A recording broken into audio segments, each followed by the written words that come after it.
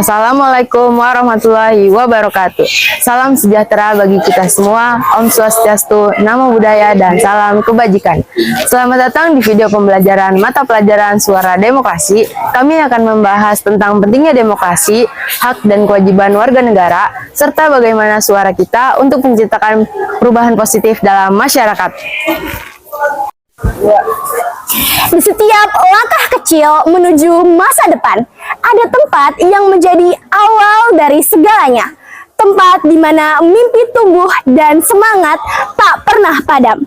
Disinilah di SMPN 2 Babelan menyiapkan seluruh siswa untuk menjadi siswa yang kreatif, berpengetahuan, dan siap menghadapi masa depan.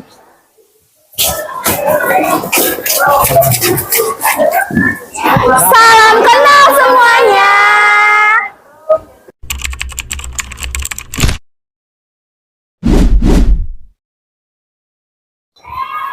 Lokasi suara demokrasi itu suara demokrasi berarti ekspresi pendapat rakyat dalam sistem pemerintahan yang demokratis. Dalam demokrasi, kekuasaan tertinggi ada di tangan rakyat dan suara mereka diwujudkan melalui yang pertama ada pemilihan umum, yaitu rakyat bebas memilih pemimpinnya. Kedua, ada kebebasan berkata rakyat itu boleh menyampaikan ide atau gagasannya. Dan ada partisipasi sosial dan politik melalui organisasi, media, publik, dan marketing. Jadi, suara demokrasi menggambarkan bagaimana rakyat menyuarakan hak, pendapat, dan pilihan. Ada membangun negara yang adil dan partisipatif.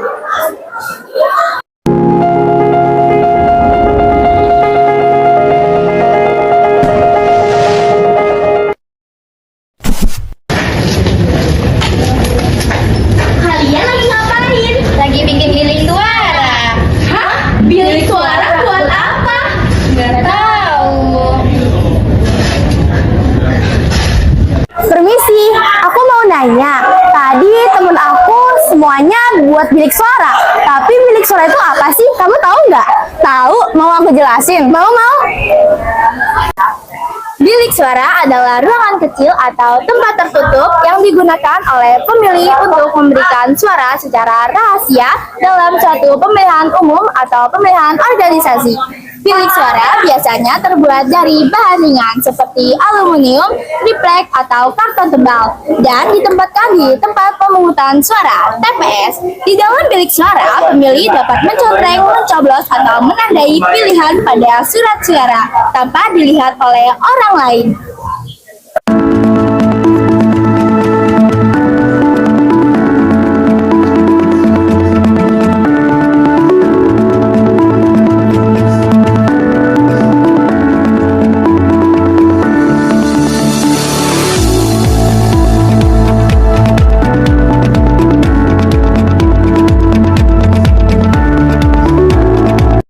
Mereka lagi ngapain ya?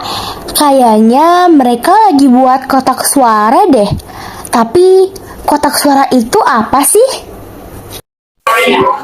Kamu tahu gak kotak suara itu apa? Soalnya tadi aku bisa temen aku bikin kotak suara, tapi aku nggak tahu fungsinya. Boleh, aku tahu kok penjelasannya. Aku jelasin ya.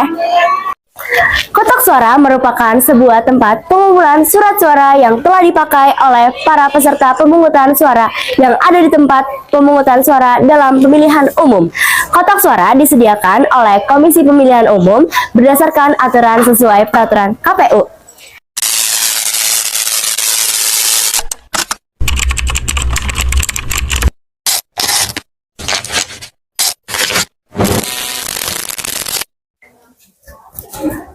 Permisi, aku mau tanya nih. Tadi teman-teman aku lagi pegang TPS, tapi aku nggak tahu TPS itu apa. Kamu tahu nggak? Tahu, aku jelasin ya. Oke. Suara atau TPS adalah tempat di mana para pemilih memberikan suara dan mengambil surat suara dalam pemilihan umum.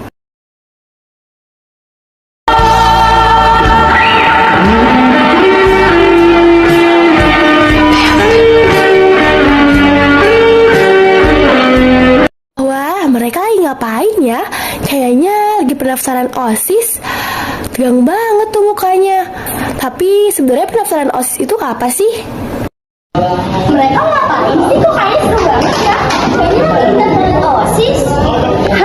Apa sih pendaftaran OSIS? Pendaftaran OSIS adalah proses seleksi untuk memilih siswa yang akan menjadi calon pengurus OSIS di sekolah.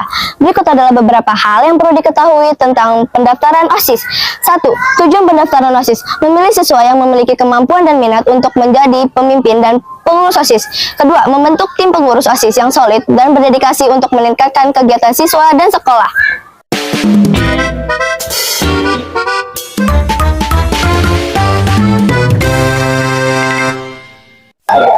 Tujuan utamanya adalah untuk mengetahui yang pertama, alasan dan motivasi calon ingin bergabung dengan OSIS.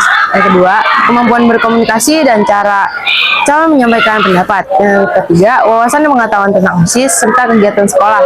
Yang keempat, sikap tanggung jawab dan kerjasama calon dalam tim.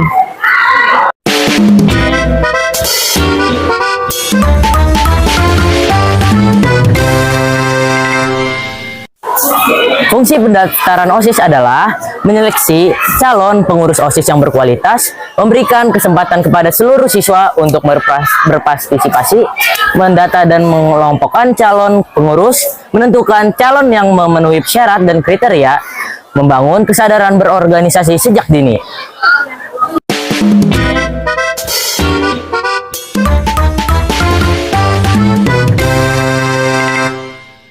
Manfaat pendaftaran OSIS adalah yang pertama yaitu mengembangkan kepemimpinan. OSIS memberikan kesempatan untuk belajar memimpin rapat, mengelola tim, dan memecahkan masalah, meningkatkan rasa percaya diri, berinteraksi dengan banyak orang, dan berbicara di depan umum akan membangkitkan kepercayaan, meningkatkan keterampilan sosial. Siswa dapat belajar bekerja sama dengan teman dan berbagai latar belakang, dan menjadi lebih peka terhadap lingkungan sekitar.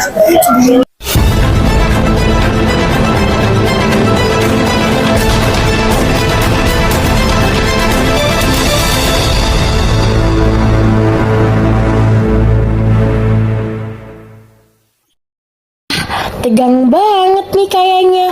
Kayaknya mereka lagi wawancara OSIS ya. Tapi apa sih itu wawancara OSIS? Permisi, kamu tahu gak sih mereka lagi ngapain? Enggak, aku nggak tahu. Temen kamu kayaknya tahu deh. Iya, coba ya nanti aku tanya. Makasih ya. Iya. Pengertian wawancara OSIS adalah proses tanya jawab antara panitia seleksi atau pembina OSIS dengan calon pengurus OSIS untuk menilai kemampuan, kepribadian, dan motivasi calon tersebut dalam berorganisasi.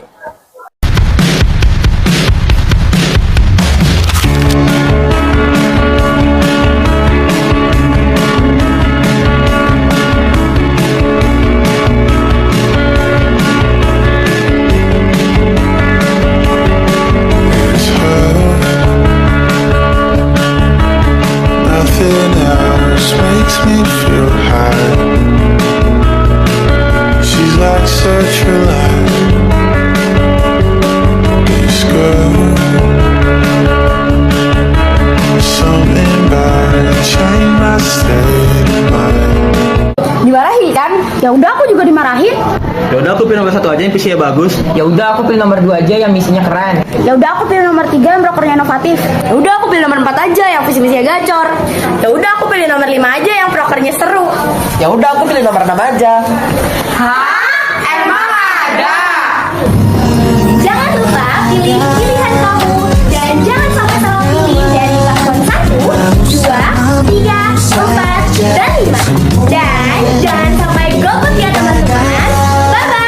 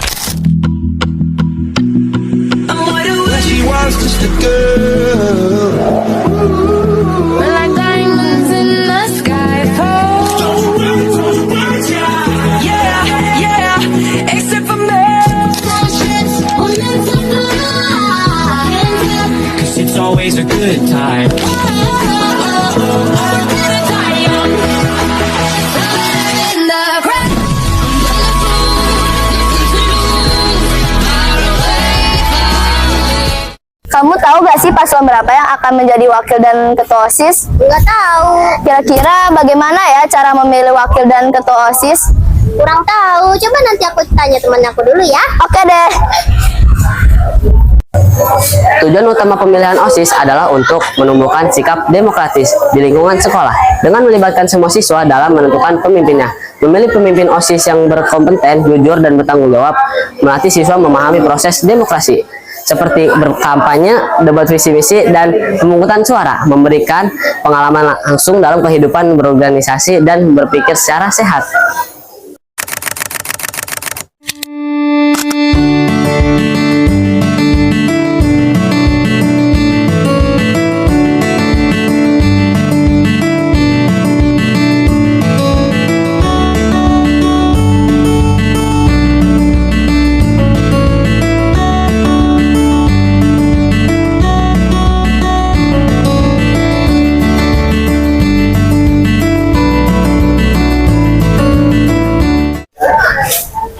Ose, kamu tahu nggak mereka lagi ngapain? Aku tahu, mereka lagi LDKS. Oh, LDKS ya? Boleh kamu jelasin? Boleh dong. Oke.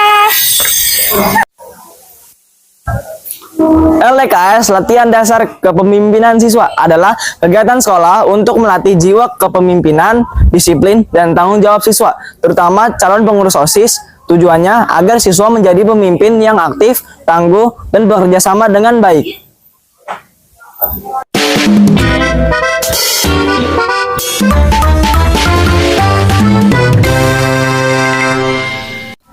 Fungsi LDKS, latihan dasar kepemimpinan siswa, adalah untuk melatih dan menumbuhkan jiwa kepemimpinan, kemandirian, serta karakter positif pada siswa, terutama yang sedang atau akan menjadi pengurus organisasi seperti OSIS, untuk meningkatkan kemampuan kerjasama tim, komunikasi, pemecah masalah, dan keterampilan organisasi untuk mempersiapkan mereka menjadi sumber daya manusia yang siap berkontribusi secara efektif.